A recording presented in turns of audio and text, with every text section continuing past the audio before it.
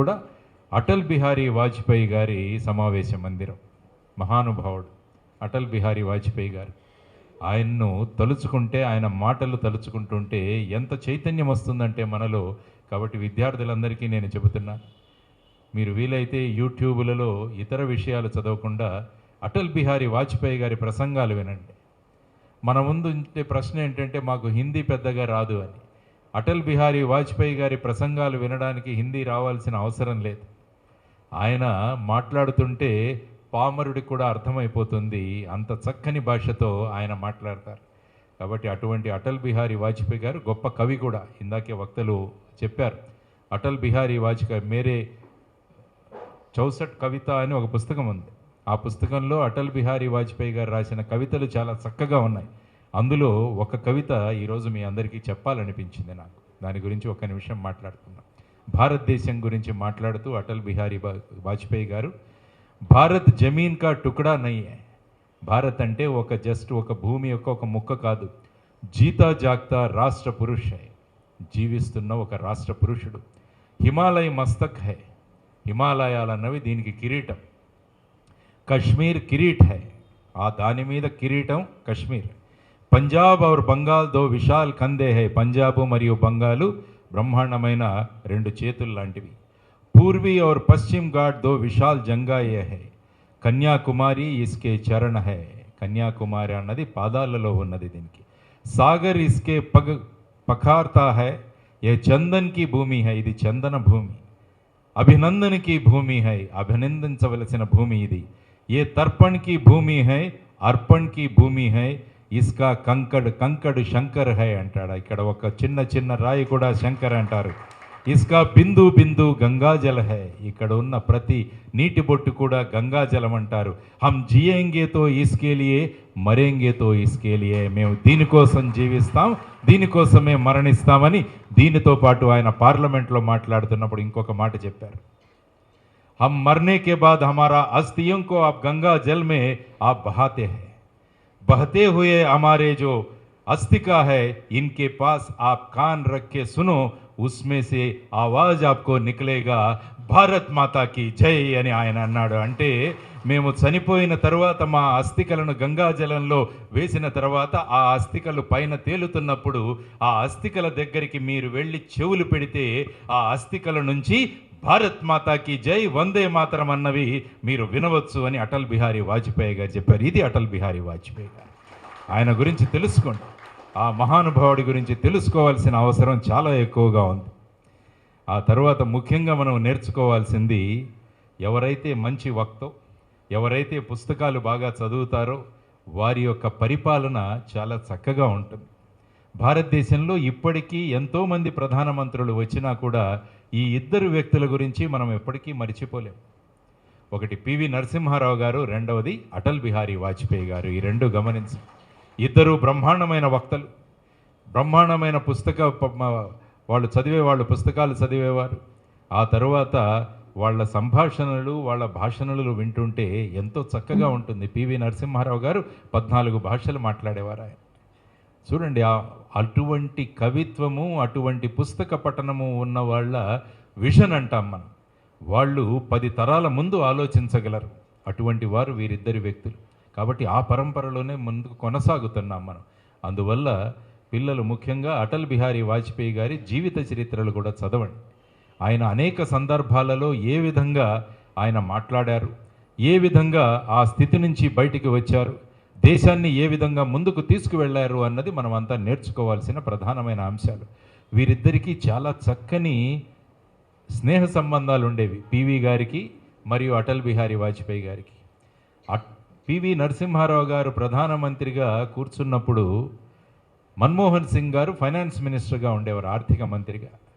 ఆ రోజు ప్రధానమంత్రిగా కూర్చున్నప్పుడు మన్మోహన్ సింగ్ గారు వచ్చి, కేవలం భారతదేశం దగ్గర 13 రోజుల విదేశీ మాదక ద్రవ్యం ఉంది మన దగ్గర, అంటే ఫారిన్ ఎక్స్చేంజ్ కేవలం 13 రోజులు నడపడానికి మాత్రమే ఉందని చెప్పారు.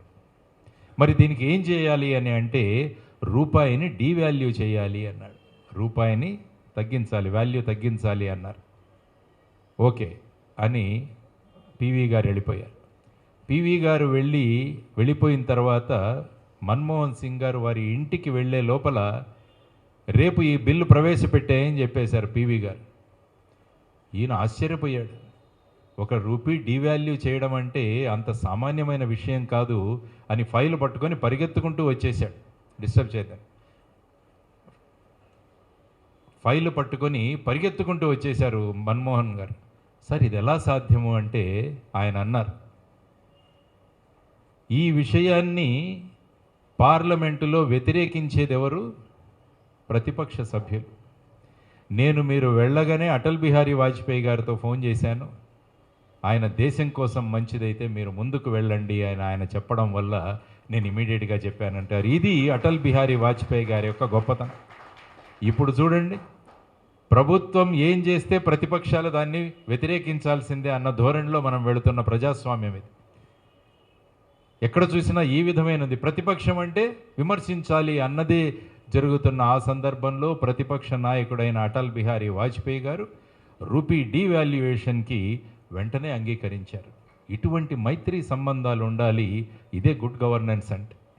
గుడ్ గవర్నెన్స్ అంటే ఇదే ఒక ముఖ్యమైన విషయం. మంచి విషయం జరుగుతున్నప్పుడు అందరూ కలిసి పనిచేయడమే. అటువంటి దార్శనికత ఉన్న వ్యక్తి అటల్ బిహారీ వాజ్పేయి గారు. యునైటెడ్ నేషన్లో కశ్మీర్ గురించి మాట్లాడే సందర్భం వచ్చింది. కశ్మీర్ గురించి మన ప్రతినిధిని ఇక్కడ పంపించాలి. అప్పుడు సల్మాన్ ఖుర్షీద్ గారు మన ఎక్స్టర్నల్ అఫేర్ మినిస్టర్లో స్టేట్ మినిస్టర్. ఆయన్ను పంపిద్దాము అని చాలామంది అనుకున్నారు, ఆయన్నే పంపిస్తారు పివి నరసింహారావు గారు అని. కానీ అక్కడికి పంపింది అటల్ బిహారీ వాజ్పేయి గారిని. భారతదేశంలో కశ్మీర్ గురించి ఎవరు సమర్థవంతంగా మాట్లాడగలరు అంటే అది కేవలం అటల్ బిహారీ వాజ్పేయి గారే అని చెప్పి పివి నరసింహారావు గారిని అక్కడ పంపించడం జరిగింది. ఆ సందర్భంగా అటల్ బిహారీ వాజ్పేయి గారిని ప్రశ్నించడం జరిగింది ప్రెస్ వాళ్ళు. మిమ్మల్ని పంపించారు అంటే ఆయన అన్నారు, పివి నరసింహారావు చాలా చతురుడు. ఎందుకంటే అక్కడికి వెళ్ళి నేను సరిగ్గా చెప్పకుంటే అపోజిషన్ వాళ్ళు మమ్మల్ని ఫెయిల్ చేశారు అని మా మీద వేసేస్తాడు ఆయన, కాబట్టి నన్ను పంపిస్తున్నాడని ఆయన మాట్లాడారు. కాబట్టి ఈ విధమైన ఈ పారదర్శకత, గుడ్ గవర్నెన్స్ ఏవైనా చూడాలంటే ఈ ఇద్దరి దగ్గర నుంచి చూడాలి మనం. ఈ ఇద్దరి దగ్గర ఉన్న సంబంధాల గురించి మనం చూడాలి, అది నేను చెప్పాలి. ఆ తర్వాత ముఖ్యంగా ఆయన సమయంలో ఎన్నో విషయాలు ఆయన తీసుకొచ్చారు గుడ్ గవర్నెన్స్లో. ముఖ్యంగా ఆయన తెచ్చిన చట్టం ఎఫ్ఆర్బిఎం చట్టం. ఎఫ్ఆర్బిఎం అని ఒక చట్టం ఉన్నది, financial responsibility and budget management act అని ఒకటి ఉంది, ఎఫ్ఆర్బిఎం చట్టం. ఈ చట్టం ప్రకారం ప్రభుత్వం ఎంత అప్పులు చేయొచ్చు అన్నది అందులో మొట్టమొదటిసారిగా ధైర్యంగా ప్రవేశపెట్టింది అటల్ బిహారీ వాజ్పేయి గారు. లేకుంటే ప్రభుత్వాలు ఎటంటే అటు వెళ్ళిపోతున్నాయి, ఎంతైనా అప్పులు తీసుకొచ్చేస్తున్నాయి. దీనికి ఎక్కడో ఆనకట్ట వేయాలి, అడ్డుకట్ట వేయాలి అని అటల్ బిహారీ వాజ్పేయి గారు ఆలోచన. అది చాలా ధైర్యమైన చర్య. అది అంత సులభం కాదు. ఎందుకంటే అప్పులు లేకుంటే ప్రభుత్వాలు నడవలేవన్న సందర్భంలో ఆయన చెప్పారు, మన ఫిజికల్ డిఫిసిట్ ఏదైతే ఉందో అది 3% కన్నా ఎక్కువగా ఉండదు జిఎస్డిపిలో కానీ జీడిపిలో కానీ. కానీ ఇప్పుడు చూస్తున్నాం అనేక రాష్ట్రాల్లో ఇష్టం వచ్చినట్టు అప్పులు తీసుకొస్తున్నారు. అప్పులు తీసుకురావడానికే మేము ప్రభుత్వంలో వచ్చామని చెప్పి చాలామంది ప్రభుత్వాలు మాట్లాడుతున్నారు. అన్ని ప్రభుత్వాలు, ఎవరు ఒక ప్రభుత్వాన్ని నేను అడగడం లేదు. మరి ఇటువంటి పరిస్థితులలో మరి నరేష్ గారు చెప్పినట్టు 10%, 90%, 30%, 70% ఈ విధమైన సందర్భాలలో నేను యువతరానికి అందరికీ చెప్పడం ఏంటంటే 0% కమిషన్, 100% ప్రజల్లోకే ఈ డబ్బులు వాడదామన్న లీడర్షిప్ను మనం ఎప్పుడు కూడా గౌరవించాలి అని నేను మీకు చెబుతాను. ప్రజలు పన్నుల రూపంలో కడుతున్న ప్రతి పైసా కూడా వాళ్ళ యొక్క అభివృద్ధి కోసమే ఉపయోగపడాలి. ప్రభుత్వాలు పెడుతున్న ప్రతి పైసా కూడా అది అభివృద్ధిలో భాగస్వామ్యం అవ్వాలి అన్నది మనమందరము ఆ విధంగా ఆలోచించాలి. సో ఇటువంటి సందర్భాలు మీరు చూసుకుంటూ పోతుంటే అటల్ బిహారీ, ఎందుకంటే ఈరోజు అటల్ బిహారీ వాజ్పేయి గారి సమావేశ మందిరం తెరిచాం. ఆయన బంగ్లాదేశ్ యుద్ధం జరిగింది. బంగ్లాదేశ్ యుద్ధం జరిగిన తర్వాత ఆయన ఏమన్నారంటే ఇందిరాగాంధీ గారిని, అప్పుడు ప్రధానమంత్రి ఆవిడను దుర్గాదేవితో పోల్చారు. అదే ఇప్పుడు కనుక అట్లా ఎవరైనా పొగిడితే వెంటనే ప్రెస్ వాళ్ళు రాసేవారు, అటల్ బిహారీ వాజ్పేయి గారు కాంగ్రెస్లో ప్రవేశించే ప్రయత్నాలలో ఉన్నారు అని చెప్పేసి. ఆ విధంగా తయారైపోయింది. ఎవరైనా ఒకరు బాగుంది అని చెప్పడానికే వెంటనే ఆ పార్టీలో దూరిపోతున్నారు వీళ్ళు అని ప్రస్తుత ప్రెస్ అలా ఉంది. కానీ చూడండి ఆ దార్శనికుడు ఏమన్నాడు. ఆ తర్వాత ఎమర్జెన్సీ టైంలో ఈ దుర్గాదేవే మళ్ళా ఆయన జైలుకు పంపించింది. కాబట్టి ఆ విధంగా ఏ సందర్భంలో ఎవరైనా మంచి చేస్తున్నప్పుడు వాళ్ళ గురించి మంచి మాట్లాడే వాళ్ళే దార్శనికులు. అటువంటి నాయకత్వాన్ని మనం ఎప్పుడు కోరుకోవాలి. దానికి మనం మార్గదర్శనం చేసిన వ్యక్తి అటల్ బిహారీ గారు. ఆ తర్వాత ఆయన చలోక్తులు చాలా చక్కగా ఉంటాయి అటల్ బిహారీ వాజ్పేయి గారు. ఆయన మాట్లాడుతున్నప్పుడు ఒక్కసారి అబ్జర్వ్ చేయండి. ఆయన మధ్యలో కొద్దిగా గ్యాప్ ఇస్తారు. గ్యాప్ ఇచ్చినప్పుడు కూడా మనం నెక్స్ట్ ఏం మాట్లాడతారా అని చూసే ఆతృత మనలో ఉంటుంది. ఎందుకంటే అటల్ బిహారీ వాజ్పేయి గారి సభలు ఎన్నో విన్నాను నేను. మహారాష్ట్రలో పనిచేస్తున్నప్పుడు ఆయన ఎన్నికల క్యాంపెయినింగ్ అప్పుడు వచ్చేవాళ్ళు. ప్రచారం వచ్చేటప్పుడు ప్రజలు వేల సంఖ్యల్లో, లక్షల సంఖ్యల్లో ఆయన ఉపన్యాసాలు వినడానికి వచ్చేవారు అనమాట. కాబట్టి అటువంటి వాటిలలో ఆయన ఒకసారి బీహార్కి వెళ్ళారు. బీహార్కు వెళ్ళి ఆయన ప్రచారం చేస్తున్నప్పుడు, మీరు బయటి వాళ్ళు కదా అంటే ఆయన అన్నారు, నేను అటల్ని, బిహారీని కూడా, కాబట్టి నేను బిహారీని కూడా, కాబట్టి నేను ఇక్కడి వాడినే అని చెప్తాడు. ఆయన మాటల్లో ఎంత చతురత ఉంటుందంటే దానికి ప్రధానమైన కారణం బ్యాక్గ్రౌండ్లో చదివిన చదువు. ఎప్పుడైతే మనం ఎక్కువగా చదువుతామో మనలో ఉన్న క్రియేటివిటీ పెరుగుతుంది, సృజనాత్మక శక్తి పెరుగుతుంది. ఆ సమయంలో మీకు వెంటనే సమాధానాలు దొరుకుతాయి. ఇప్పుడు ప్రెస్ వాళ్ళు విపరీతమైన ప్రశ్నలు వేస్తుంటారు మమ్మల్ని అక్కడక్కడ, ఎలా చిక్కున పెడదామని. కానీ అటల్ బిహారీ వాజ్పేయి గారు ఎప్పుడైనా ప్రెస్తో మాట్లాడుతున్నప్పుడు చూడండి ఆయన ఎలా సమాధానాలు ఇచ్చేవాళ్ళంటే దానికి ప్రధానమైన కారణం ఆయన యొక్క జ్ఞానశక్తి. అందువల్ల విద్యార్థులు మీ అందరికీ నేను చెప్పడం ఏంటంటే ఆ ర్యాక్తో పాటు ఈ ర్యాకులు కూడా చదవండి అని నేను మీకు చెప్తాను. మీరందరూ రాగానే కాంపిటేటివ్ ఎగ్జామ్స్ ర్యాకుల వైపు వెళ్ళిపోతారు. కాబట్టి వాటితో పాటు ఇది కూడా చదవండి. చాలామంది మీకు ఒక ప్రశ్న వేస్తాను ఇప్పుడు. గీతాంజలి ఎవరు రాశారు?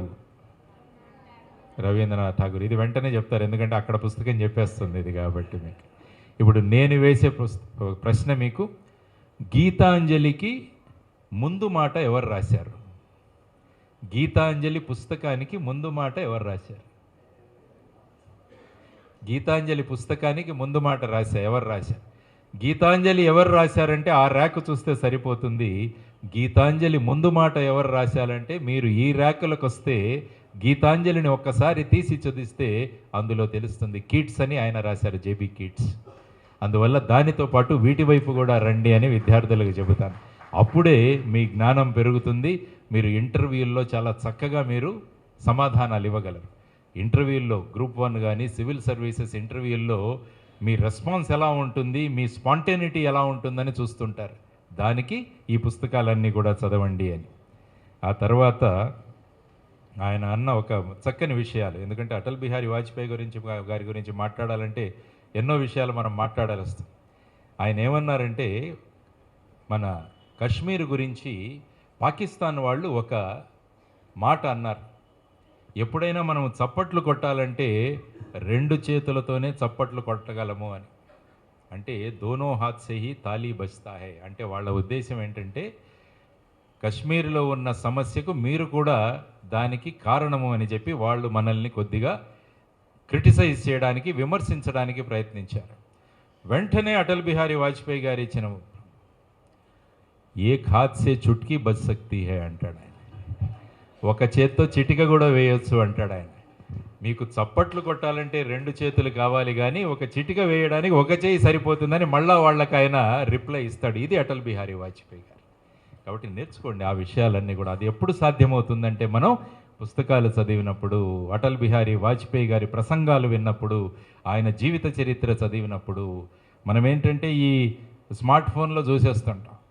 స్మార్ట్ ఫోను ఏదో కొంత ఇన్ఫర్మేషన్ ఇస్తుంది, కానీ పూర్తి రకమైన అవగాహన మీలో ఉండాలంటే పుస్తక పఠనం చాలా ఇంపార్టెంట్. ఆయన అన్నారు, ఒకసారి ఆయన్ని ప్రశ్నించిన విషయాలు, మీ బీజేపీలో 2 దళాలు ఉన్నాయంట కదా అన్నారు.